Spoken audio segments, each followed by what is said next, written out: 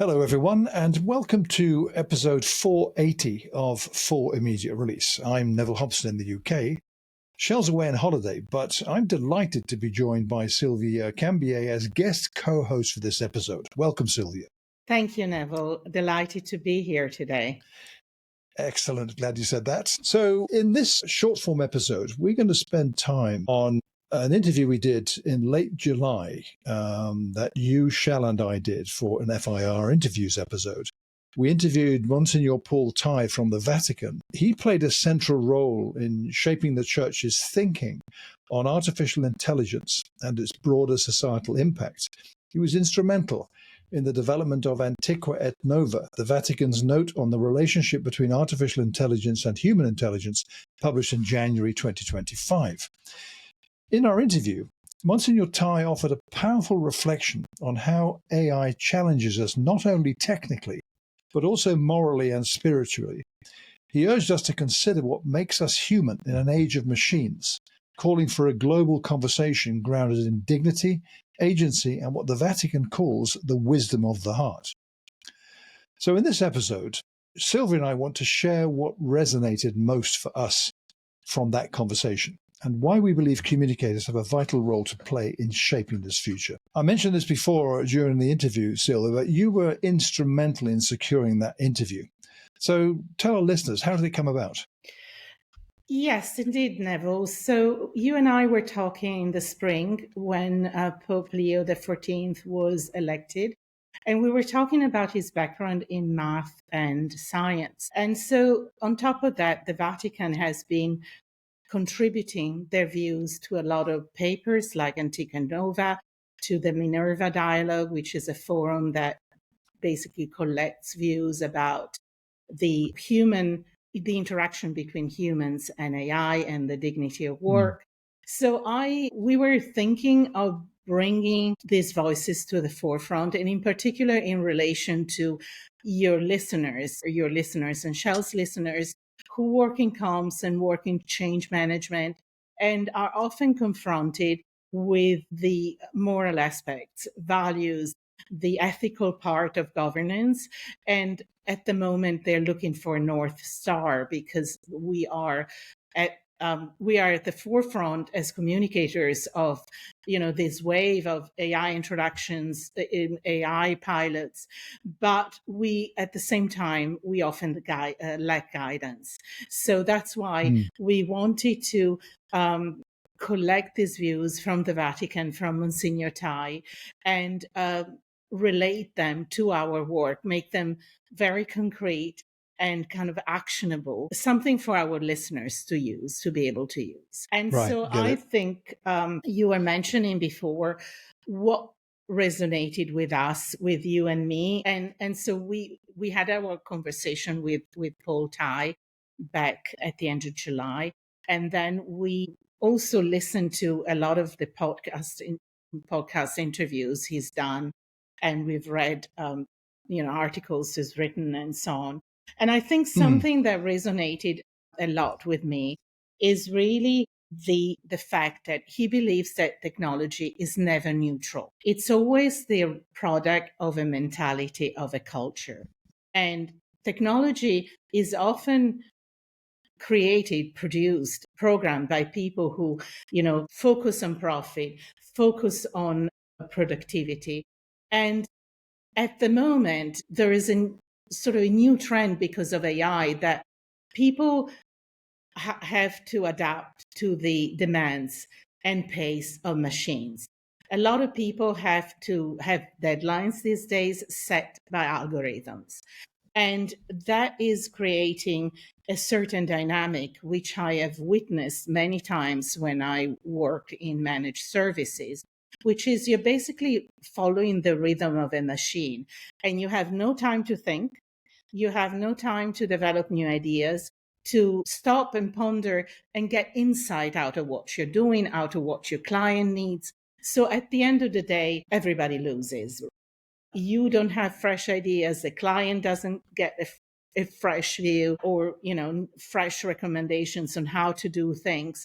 So it's all very mechanistic. And it's a real risk out there that people, will have to follow the rhythm of machines in their work.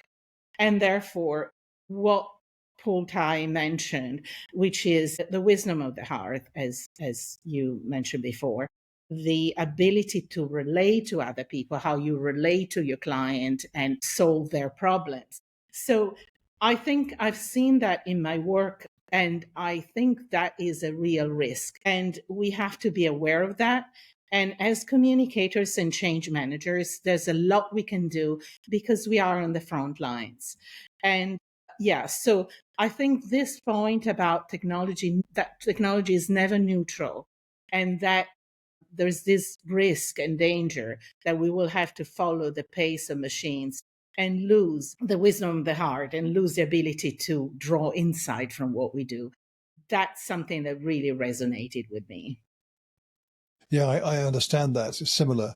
I was also thinking that one element that did nudge us together to do this was what we had observed, what we'd read and seen even in the prior months during spring and summer. In fact, really since Pope Leo was elected to the papacy, and understanding his background in science and mathematics, but also what struck me that I noticed was his knowledge, his ability, as it were, to understand the role of social media in communicating with people. And we noticed that the Vatican was pretty proactive on many social channels. And indeed, Paul Tighe was at one point in the dicastery of communication, kind of like the communications department in charge of all of this. So they have a track record, a history, if you will, of knowing how to use social channels to engage with wide audiences, not just the faithful of the church, but broadly a wider audience. And that's something we observed. And then this document, Antiqua et Nova, I found it an extraordinary document of what it set forth, what it described, and the focus in particular on that phrase, wisdom of the heart. That resonated very strongly with me. I found it interesting, too, that the conversations that the Vatican had been having, notably with Paul Tighe, but not only Monsignor Tighe, others too, with leaders of Silicon Valley companies, of the big tech firms in Silicon Valley, Mark Zuckerberg of Meta. We've had, we've seen more, Google, Microsoft, others gathering in a number of instances over the past year or so, really since Pope Francis' time, to talk about this, where the Vatican was able to introduce this theme, this broader theme of the wisdom of the heart. And it struck me too that Paul Tighe was quite clear in mentioning the Vatican is not claiming expertise in AI systems or algorithm design, which, by the way, it struck me too. We keep talking about the machines. It's not machines, it's algorithms we should be worried about. Instead, it offers something that the tech industry and many governments sorely lack. I agree with this completely, a deep concern for long-term consequences. You nudged on that point, Silvia, just now. And a consistent voice on the value of human dignity, agency, and solidarity. So the wisdom of the heart is a phrase that appears in Antiqua et Nova as part of its final reflections. And it says this: we must not lose sight of the wisdom of the heart, which reminds us that each person is a unique being of infinite value, and that the future must be shaped with and for people. And that's a pretty straightforward message. It's simple. Perhaps it could be even simpler, actually. But I've seen others alluding to this idea of this is about people, not just the tech, recently. So, for instance, subsequent to the interview, and this was actually quite recently, about a week or so back, Mustafa Suleyman, the CEO of Microsoft AI, wrote in an essay that we must build AI for people, not to be a person. In other words, AI is not a person. Now, we hear a lot about, and I've had conversations with people about this, these so-called personas, are the way in which you can create something that's a duplicate of you almost. It's like a version of you as a person. I think that's crazy to do that, to be frank, because that reinforces everything that we don't want reinforcing, if you will. But Sully makes the case that the real risk we face is not AI suddenly waking up with consciousness, as some people talk about, but people being convinced that it has, because it's not sentient. That's a firm belief that I have. These are electronic devices and tools, not actual versions of people. We're not there yet. That's quite a way away, I would say, if ever. But Suleiman goes on to say, this is the interesting bit to me, I want to create AI that makes us more human, that deepens our trust and understanding of one another and strengthens our connections to the real world. We won't always get it right, but this humanist frame provides us with a clear North Star to keep working towards. I mean, that couldn't be simpler either, could it? And this is the of a division of one of the biggest technology companies on the planet, Microsoft, saying that. And I've seen others in the industry saying similar things recently. So maybe this is beginning to get attention. And I can't say, of course, that it's a direct result only of what the Vatican's been talking about, but that surely must be having an influence.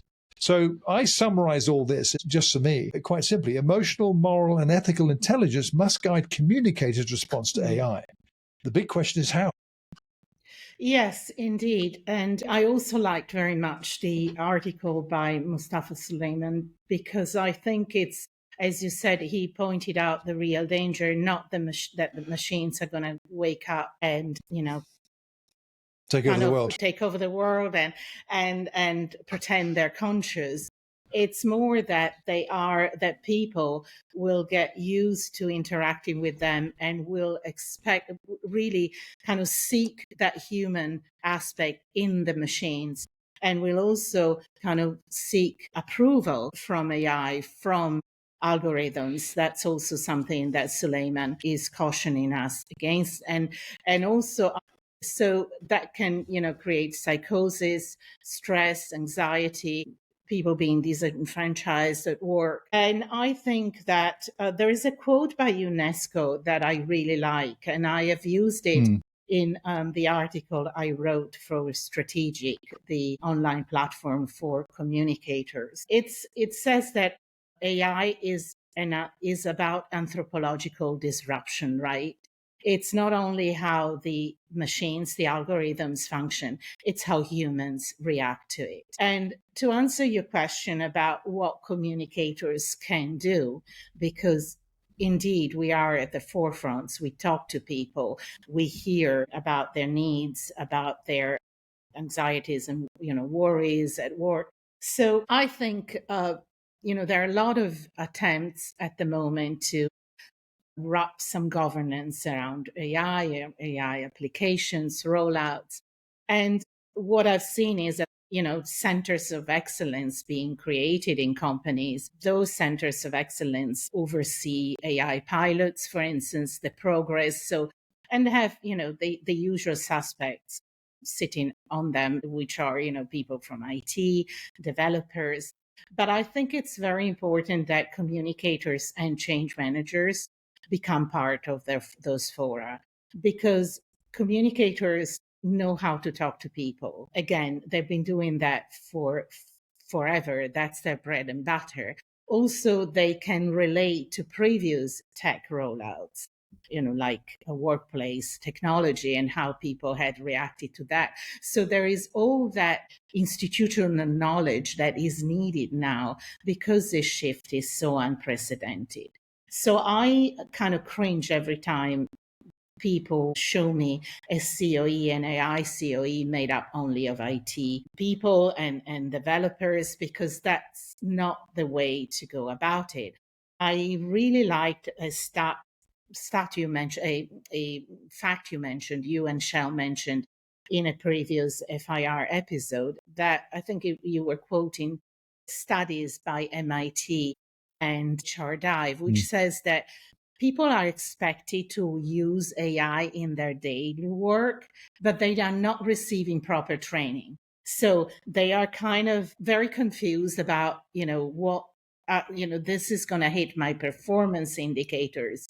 What am I supposed to do? They're not training me. How am I going to use Copilot? I'm going to download ChatGPT and do my own thing and show that I'm doing something, and that hopefully will be enough for my company. So all that needs to be structured. And again, communicators have the knowledge. They have the institutional memory, they have the means, and also they know where the different voices sit in a company. Like when we do research before rolling out AI, we create workshops with representatives from different parts of the country or the company. So in that case, communicators know how to spot those voices because we have worked on rollout projects before, how people react, where pockets of resistance might be found in the enterprise. So I think that it is paramount that we allow communicators and change managers to participate in those bodies that are being created for AI governance. And obviously, that's also a way to kind of channel what you were saying, Neville, the human aspect. What makes us human? It's that ability to relate to other people. It is insight. It is emotional intelligence.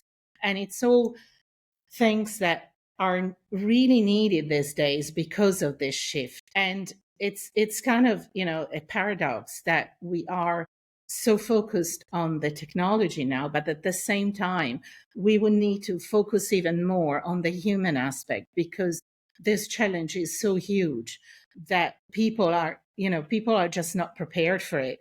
And we really need to focus on the human aspect, their abilities, what makes us human, in order to enable people to deal with it, right? In order to enable the training, in order to make people feel that they are sufficiently equipped for it. So I also would like to, there is a quote by Pope Francis that I really like, late Pope Francis. He said, "This is not an era of change. This is a change of an era." And I firmly believe in that. Everything we've been saying, Neville, also in our interview with Paul Tighe leads to that.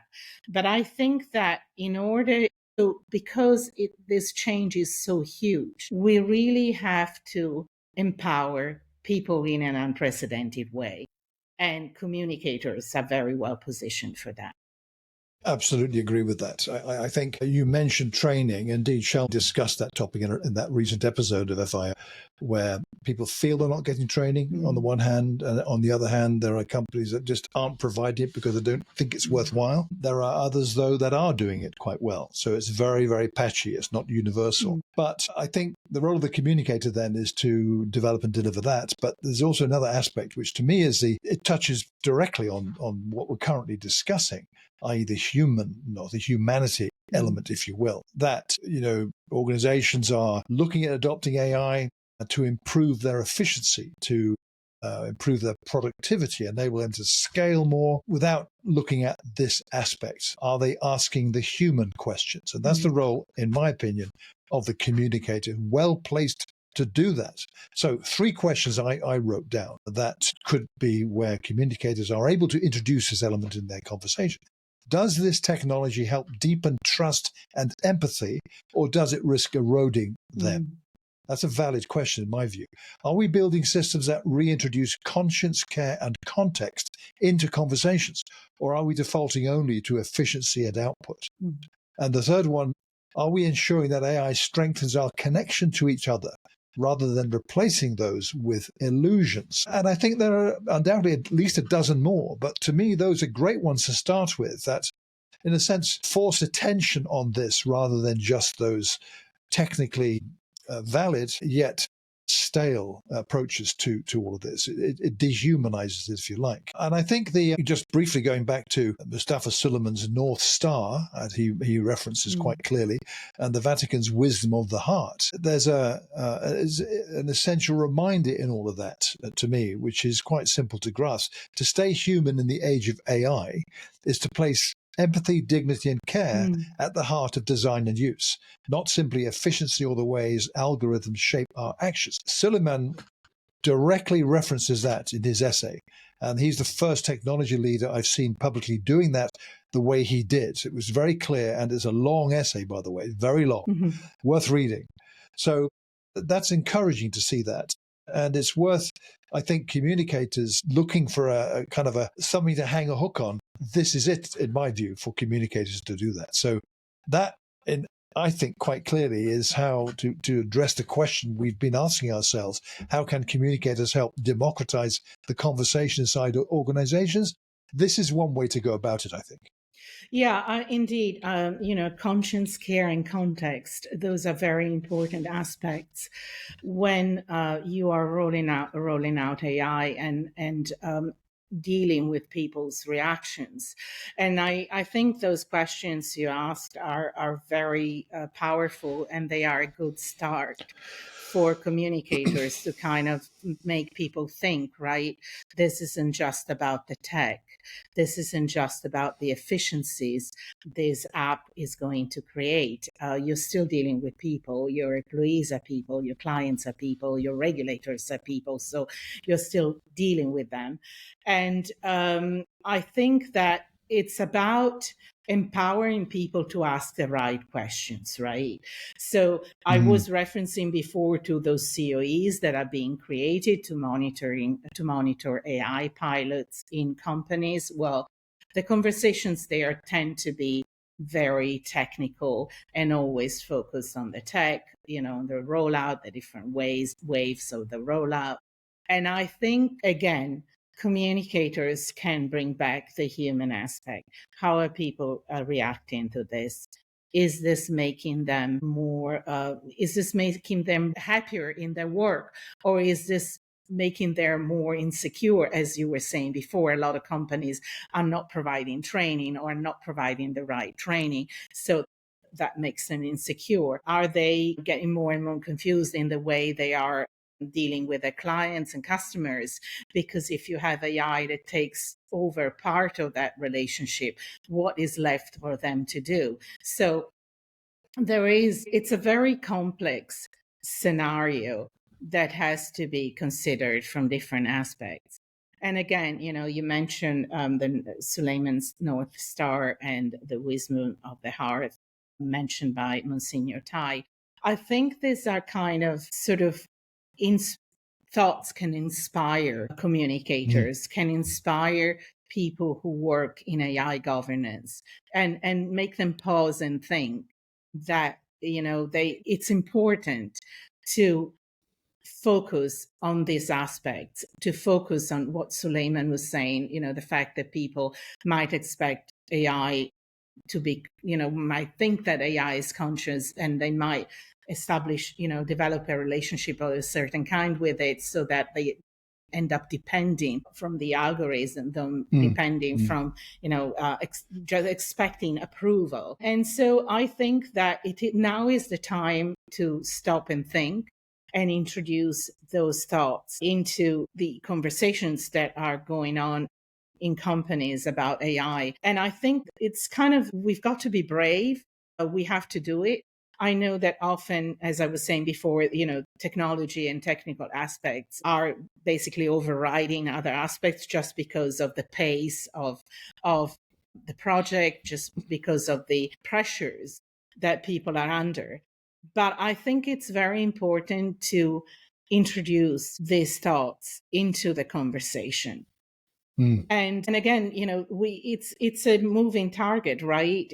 We will continue to look for voices like Monsignor Tighe, like Mustafa Suleiman. I'm sure as we progress, there will be others and there will be other aspects.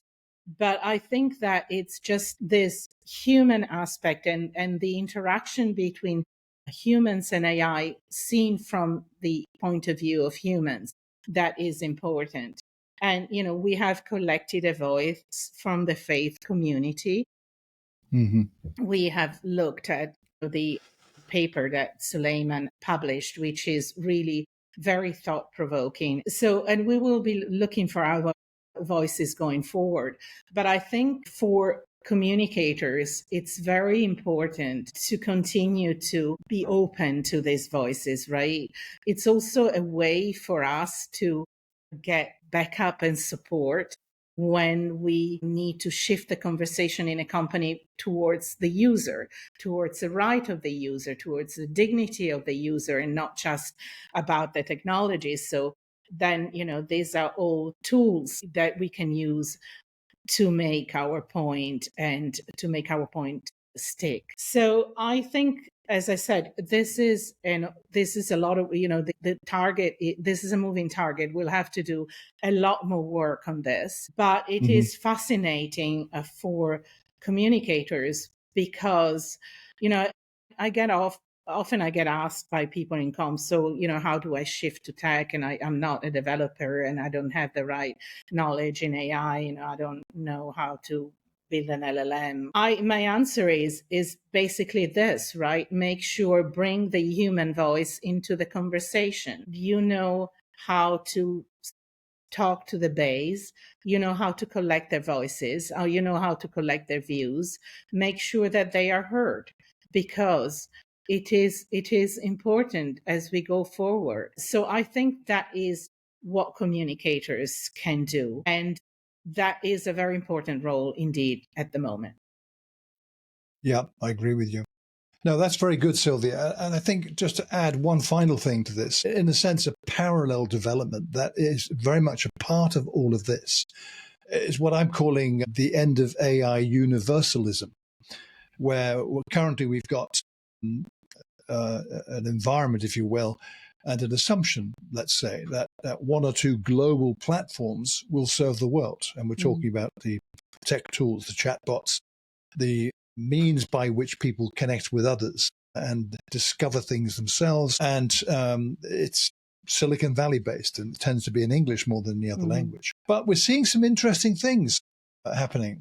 Latin America, Peru is leading the charge on building a Spanish language chatbot that serves communities throughout Latin America, and taking into account cultural nuances, language differences, and the values that are unique to those communities in that part of the world that are very much not global north style environments, if you like. We've got what the Vatican is doing that we've just been discussing from that interview with Monsignor Tighe, calling for an AI shaped by human dignity. And then just literally yesterday, or this a few days ago, this past week, Saudi Arabia is asserting its cultural sovereignty, let's put it that way, in digital form, with the launch of an Arabic language chatbot called Humane Chat. And it's based on a large language model that's Arabic, the largest in the Arab-speaking world, the developer says. And that's targeted at people of the Islamic faith globally. That's 2 billion or so.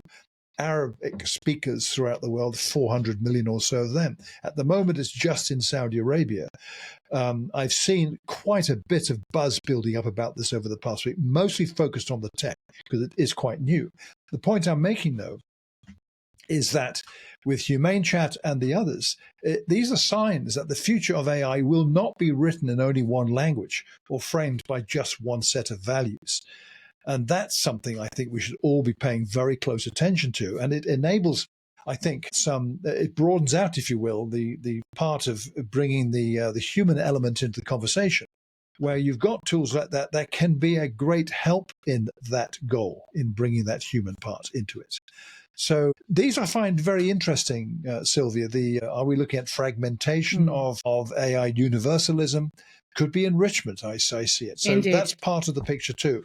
So the human element is essential to all of this, and these are all parts of the jigsaw that's rapidly being completed, if you will. Are we seeing the potential risk of creating parallel AI worlds where cultural and political divides are reinforced, not bridged?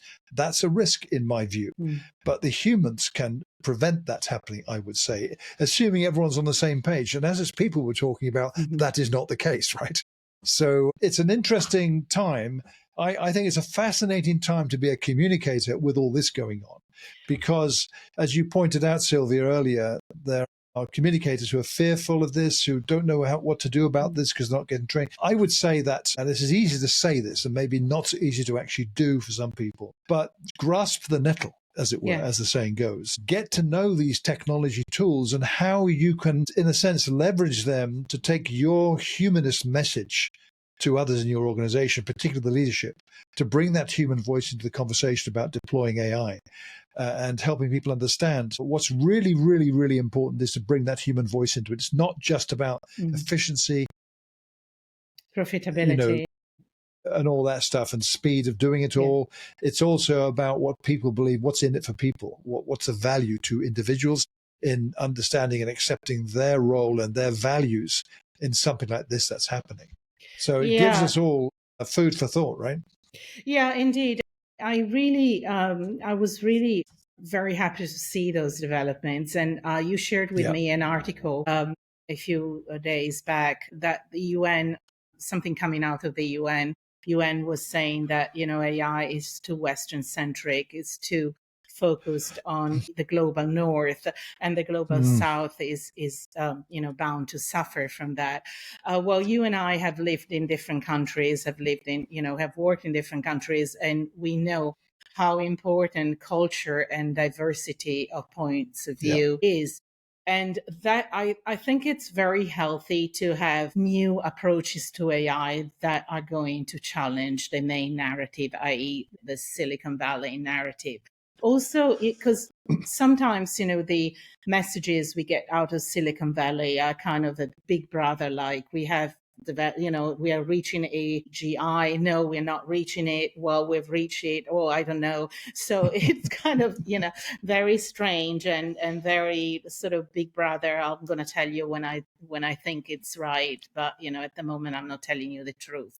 So I think those points of focus, those alternative approaches, you mentioned Latin America, you mentioned the Kingdom of Saudi Arabia. I think it's very interesting because in that way, there will be kind of competition, quote unquote, to Silicon Valley. There will also be more transparency, but also there will be an awareness of the fact that, as Monsignor Tighe said, technology is never neutral. Technology reflects the mentality of those who create and develop it. So we want diversity of cultures, diversity of points of views. We have to make sure that we collect different voices and we channel those into the development and the creation of AI and AI applications. So I think this is a very exciting development,